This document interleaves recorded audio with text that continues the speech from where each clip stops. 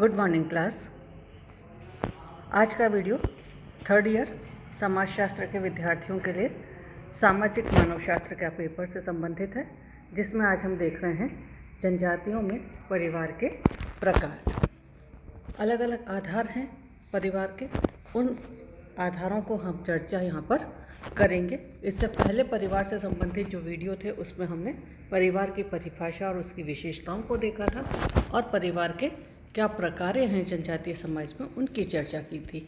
आज देख रहे हैं प्रकार। विभिन्न प्रकार के आधारों पर हम परिवारों को देखेंगे, एक एक करके हम उनकी चर्चा यहाँ पर कर रहे हैं। सबसे पहले देखें जनजातीय समाज में विवाह के आधार पर परिवार, क्योंकि परिवार का जो आधार है वह विवाह है। विवाह के बाद ही परिवार की स्थापना होती है, तो विवाह का जैसा स्वरूप होगा वैसा ही परिवार का स्वरूप हमें देखने को मिलेगा। तो जनजातीय समाज में कौन कौन से स्वरूप हमें देखने को मिलते हैं परिवार के, उसकी चर्चा कर लेते हैं। एक विवाही परिवार, अर्थात एक समय में जब एक पुरुष एक स्त्री आपस में विवाह करके रहते हैं तो वह जिस परिवार की स्थापना करते हैं उसे हम एक विवाही परिवार कहते हैं। बहुविवाही परिवार दो प्रकार का है, बहुपति परिवार और बहुपत्नी परिवार। बहुपति परिवार के अंतर्गत फिर दो प्रकार हैं, भातृक बहुपति परिवार और अभातृक बहुपति परिवार। बहुपति परिवार में एक स्त्री के एक समय में एक से अधिक पुरुषों से विवाह होता है, और जब ये पुरुष आपस में सारे भाई होते हैं तो हम उसे भातृक बहुपति विवाह कहते हैं, और जब ये पुरुष आपस में भाई नहीं होते हैं तो यह अभातृक बहुपति परिवार के रूप में देखा जाता है। बहुपत्नी परिवार, एक समय में एक पुरुष के एक से अधिक पत्नियां होती हैं और वह एक साथ एक जगह पर रह रही हैं, तो हम उसे बहुपत्नी परिवार कहकर संबोधित करेंगे।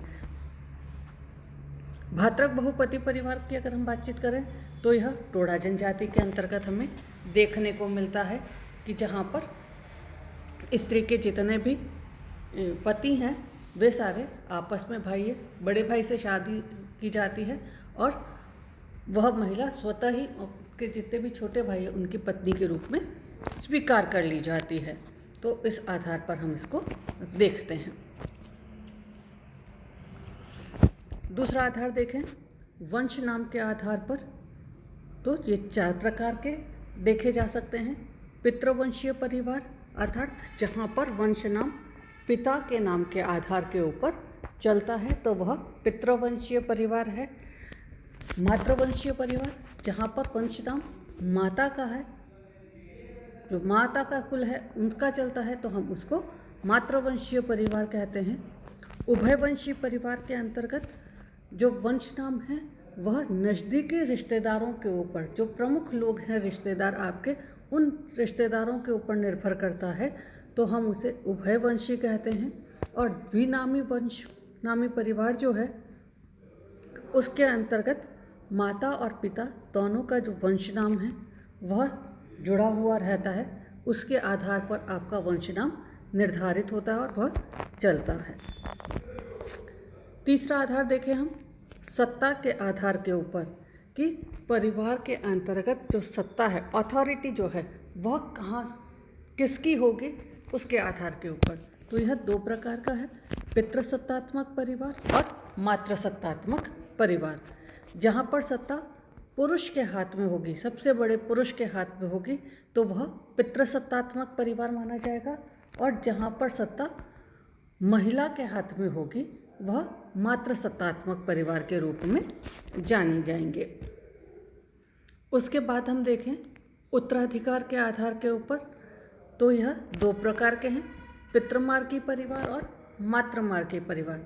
अर्थात जहाँ पर संपत्ति का हस्तांतरण है और उसके पास जो भी दूसरी चीज़ें हैं, सम्मान है, उन सब चीज़ों का जो उत्तराधिकार होगा वो कौन होगा। अगर पिता से पुत्र को हस्तांतरित हो रहे हैं तो वह पितृमार्गी कहलाएंगे, और अगर माता से उसकी पुत्री को हस्तांतरित होते हैं तो वह मातृमार्गी परिवार के रूप में पहचाने जाएंगे। उसके बाद हम देखें परिवार का आधार, तो नेक्स्ट आ जाता है संख्या के आधार के ऊपर, अर्थात परिवार के अंतर्गत कितने लोग निवास कर रहे हैं उसके आधार के ऊपर भी जनजाति समाज के अंतर्गत हम परिवार को देखते हैं। तो इसके अंतर्गत पहला हम कह रहे हैं नाभिकीय परिवार, एकल परिवार, या हम इसको कहते हैं मूल परिवार। इस प्रकार के परिवार में माता पिता और उनकी अविवाहित संतानें हैं, वह साथ में निवास करती हैं। दूसरा परिवार है वह है संयुक्त परिवार। इस संयुक्त परिवार में 3 या 3 से अधिक पीढ़ी के लोग एक ही छत के नीचे रहते हैं, एक ही रसोई का बना हुआ भोजन ग्रहण करते हैं। परिवार का अपना एक मुखिया होता है जो सदस्यों के मध्य सामंजस्य स्थापित करने का कार्य करता है, तो हम उसे संयुक्त परिवार कहते हैं। तो नाभिकीय परिवार में माता पिता और अविवाहित संतानें, जबकि संयुक्त परिवार में 3 या 3 पीढ़ी से अधिक के लोग साथ में निवास कर रहे हैं। तीसरे प्रकार का जो परिवार संख्या के आधार पर हम देखते हैं जनजातीय समाज में, वह है विस्तृत परिवार। ये ऐसा परिवार है जिसमें रक्त संबंधी और विवाह संबंधी जो लोग हैं वह एक ही साथ रहते हैं, परंतु उनकी रसोई जो है वह अलग अलग होती है। नेक्स्ट हम देखें निवास स्थान के आधार पर अलग अलग जनजातियां हैं, तो उनके जो निवास स्थान कौन सा होगा उसको लेकर के भी हम परिवार के प्रकार देखते हैं। तो पहला हम कह रहे हैं, और ये निवास स्थान विवाह के पश्चात, कि विवाह के पश्चात कहाँ रहा जाएगा उस आधार को महत्वपूर्ण है। पितृस्थानीय परिवार, विवाह के बाद लड़की लड़के के पिता के घर जा कर के या लड़के के घर जा कर के जब रह रही है तो हम उसको पितृस्थानीय परिवार कहकर संबोधित करते हैं। भील और खड़िया जाति या भारत में ज़्यादातर जो समाज है उसके अंतर्गत पितृस्थानीय परिवार ही देखने को मिलते हैं। दूसरा है मातृ स्थानीय परिवार। विवाह के बाद लड़की अपनी माता के घर पे ही रहती है और लड़का जो है वह रात्रि के समय वहाँ जा कर के निवास करता है, तो वह मातृ स्थानीय परिवार है। नायर और खासी जनजाति यहाँ पर देखी जा सकती है। तीसरा नव स्थानीय परिवार। नव स्थानीय परिवार के अंतर्गत न तो पिता के घर रह रहे हैं, न अपने जन्म के घर में रह रहे, अर्थात न तो पति के घर में रहा जा रहा है और न ही लड़की अपने विवाह से पूर्व जो घर है वहाँ पर रह रही है, परंतु वे एक नवीन स्थान पर जा कर के अपना परिवार की स्थापना करते हैं, तो उसको नव स्थानीय परिवार कहते हैं। नेक्स्ट मातृपितृ स्थानीय परिवार।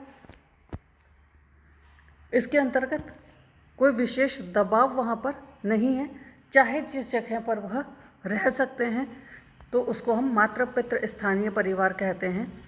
मातुल स्थानीय परिवार। भारतीय जनजातियों में इस प्रकार के परिवार कम देखने को मिलते हैं, लेकिन ट्रॉबियन द्वीप की जो जनजाति है वहाँ पर विवाह के बाद भांजा जो है वह अपने विवाह के बाद लड़का अपने मामा के घर रहने के लिए चला जाता है और मामा की ही संपत्ति का उत्तराधिकारी होता है, तो उसको हम मामा स्थानीय परिवार कहते हैं। नेक्स्ट द्विस्थानीय परिवार। भारत की अशांति जनजाति है जो कि केरल में निवास करती है, वहाँ पर हम इस प्रकार के परिवारों को देखते हैं। अन्य प्रकार के परिवारों की अगर हम चर्चा करें जनजातियों में तो कौन कौन से हैं उसको देख लेते हैं।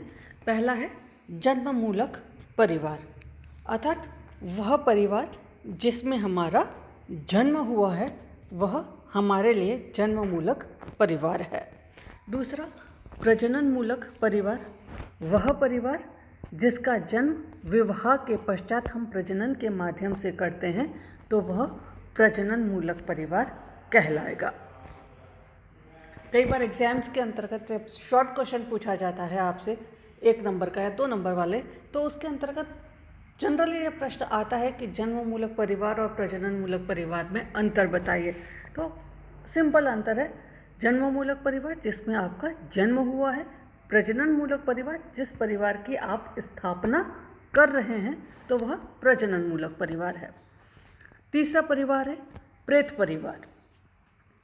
जनजातीय समाज में जब किसी व्यक्ति की मृत्यु विवाह के पश्चात उसके संतान नहीं हो और उससे पूर्व ही उस व्यक्ति की मृत्यु हो जाती है तो उसकी पत्नी का विवाह दूसरे व्यक्ति से, जो कि उसका सामान्यतः देवर है, उससे कराया जाता है और उस विवाह के माध्यम से जो उत्पन्न संतान है वह उस मृत व्यक्ति के नाम से जानी जाती है, तो उसे प्रेत परिवार कहा जाता है। नेक्स्ट परिवार देखें, आखिरी जो है वह है संरक्त परिवार। इस परिवार में शामिल जितने भी सदस्य हैं वे रक्त संबंधी सदस्य होते हैं। ऐसे परिवार मातृसत्तात्मक परिवारों के अंतर्गत देखे जाते हैं।